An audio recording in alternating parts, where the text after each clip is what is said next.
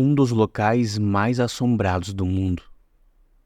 Um lugar tão perturbador que até mesmo os investigadores paranormais tinham medo. No condado de Essex, na Inglaterra, em um pequeno povoado existia uma das construções mais bizarras da Inglaterra, e para muitos do mundo inteiro. A paróquia Burley, como era conhecida, atraía a atenção de jornais, revistas e investigadores do mundo inteiro que tentavam descobrir o que se passava naquelas antigas paredes daquela construção. A história da primeira construção, ali da paróquia Burley, ela é bem antiga e existem poucos fatos históricos, que dizem sobre ela. Mas o que existe conta que ela era uma casa de pedra antiga que foi construída à mão na Idade Média e que posteriormente essa casa se transformou em um mosteiro para atender ali aquela comunidade rural que existia por ali. Posteriormente, essa região se transformou no povoado de Burr. E como de costume, eles construíram uma igreja para atender toda essa comunidade. E junto com a igreja, foi construída uma casa paroquial para atender o reverendo que viria a assumir a igreja. E essa construção ela foi feita onde era o mosteiro no ano de 1862, a pedido do reverendo Harry Dawson Bull, que viria de outra cidade e precisava de uma casa para ele morar com a sua família. E foi após a mudança do reverendo Dawson para casa que os fenômenos sobrenaturais começaram a acontecer. Nesse local, existia uma antiga lenda que dizia que na época do mosteiro, um monge acabou tendo um relacionamento íntimo com uma freira que morava próximo ali da região. Eles acabaram sendo descobertos e como naquela época as punições eram muito severas para servir de exemplo para outras pessoas, eles acabaram pagando com as suas vidas. O monge, ele foi pendurado por uma corda em uma árvore na frente de todo mundo. E aquela freira ela foi emparedada nas paredes daquele mosteiro. Também existia uma terceira pessoa, que era quem transportava os dois nos encontros. Ele também foi pego e acabou sendo decapitado. Logo nos primeiros meses que o Dawson se mudou para casa, ele começou a ouvir barulhos estranhos, como se fossem passos andando pelo corredor. E com o passar do tempo, esses barulhos, esses fenômenos, eles foram se intensificando. Até que no dia 28 de julho de 1900, 4 das filhas de Dawson, se não me engano ele tinha 11 filhos, mas 4 das filhas deles avistaram do lado de fora da casa um fantasma que parecia ser de uma freira andando ali no jardim. Elas correram lá fora e tentaram se aproximar para conversar com o espírito, mas ela acabou desaparecendo assim que elas chegaram perto. E várias pessoas começaram a testemunhar ver fenômenos sobrenaturais ali em volta daquela construção, como por exemplo, uma carruagem fantasma que era conduzida por um homem sem cabeça. Porém, com todos esses relatos que foram se intensificando aí no passar dos meses, dos anos, o Dawson com a sua família continuou morando ali sem problema nenhum. Eu acho que eles meio que se acostumaram com aquela situação e eles moraram ali até o fim da vida de Dawson, que foi em 1892. E após isso, o seu filho, Harry Foster Bull, assumiu a paróquia de Burley. O Harry, ele seguiu sendo reverendo da igreja até a sua morte em 1927. E depois disso, a família Bull entendeu que aquela casa não era um bom lugar para eles morarem.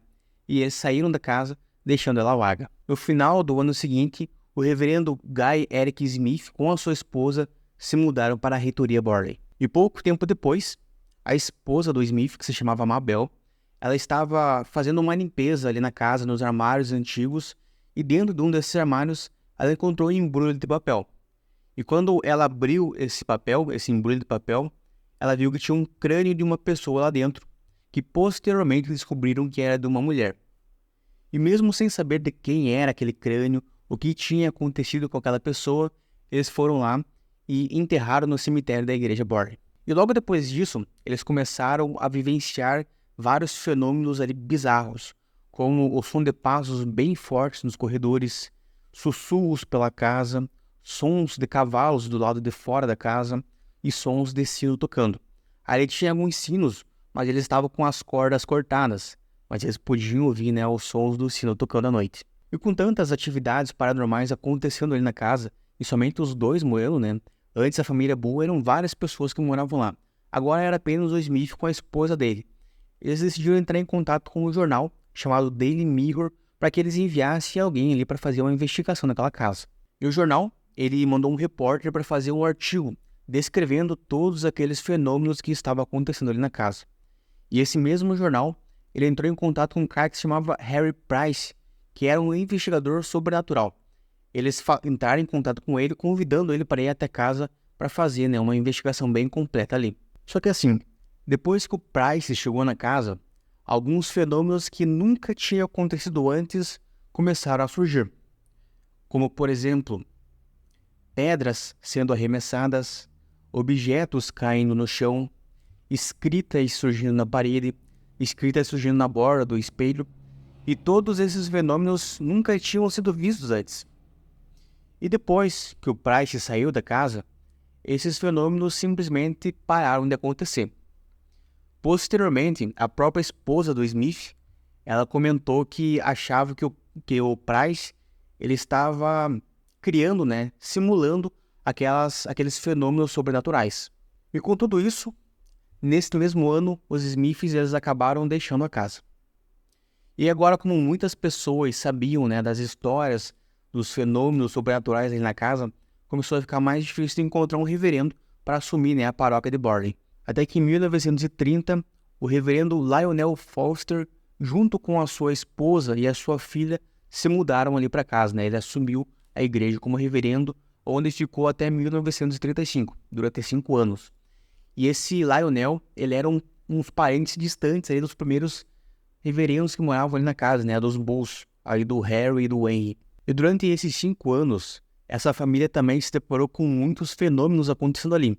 Inclusive alguns que o Price tinha citado, como pedras sendo arremessadas, e agora até começaram a surgir ataques físicos. E eles escreveram tudo isso em uma carta que acabaram enviando ali para o Price. E inclusive o reverendo Foster, ele tentou realizar 2 exorcismos ali na casa, mas ele não teve, né, eficácia, não conseguiu finalizar esses exorcismos. E como aquele jornal, né, o Daily Mirror, ele estava fazendo o levantamento de todos esses fenômenos naturais, e a casa ela começou a ficar reconhecida ali na região, muitos investigadores sobrenaturais foram até a casa para investigar também. E depois disso, muitos desses investigadores começaram a acusar, né, a esposa do Foster de estar criando esses fenômenos, né, de estar simulando esses fenômenos sobrenaturais. E tempos depois, ela chegou até a admitir que alguns daqueles fenômenos ela realmente inventou, a fim de tentar encobrir um relacionamento extraconjugal que ela estava tendo com o inquilino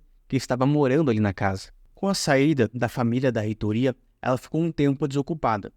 Só em 1937 que o próprio Price alugou a casa a fim de investigar melhor ela. E ele também convidou várias pessoas para irem até a casa conhecer e também fazerem anotações de todos aqueles fenômenos que estavam acontecendo lá. E aí várias pessoas foram até a casa, né? Pessoas ali do mesmo círculo da amizade deles. E uma dessas pessoas era uma mulher chamada Ellen Grenville. E ela fez uma sessão espírita ali na casa. E o próprio Price participou dessa sessão. E segundo ele se comunicou com 2 espíritos que estavam morando ali na casa. O primeiro era de uma freira que tinha perdido a vida ali na casa. E o segundo era de um homem que diz que iria incendiar a casa. E o Price ficou ali na casa fazendo as investigações dele até o ano de 1938. Ou seja, ele ficou quase um ano ali investigando a casa. No ano seguinte, a casa ela foi vendida. Ela foi vendida para um capitão chamado Gregson. E esse cara, em um determinado dia, ele acidentalmente derrubou um lampião a óleo no corredor da casa, incendiando ela. Então a casa pegou fogo e em grande parte da casa se perdeu ali naquele incêndio. E futuramente, a seguradora da casa ela fez uma investigação e ela concluiu que aquele incêndio ele foi feito de forma proposital. Bom, pessoal, agora a gente entra em outro ponto de vista.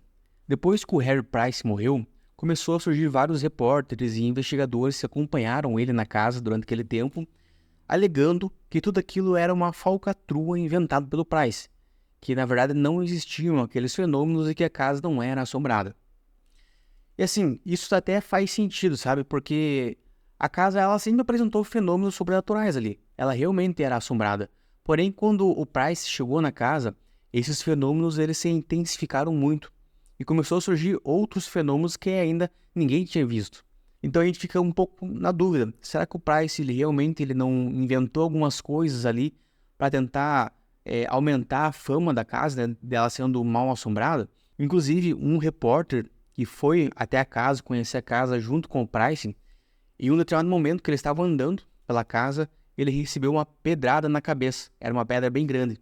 E ele se aproximou do Price, né, segurou nos bolsos dele e percebeu que o Price estava com os bolsos cheios de pedra.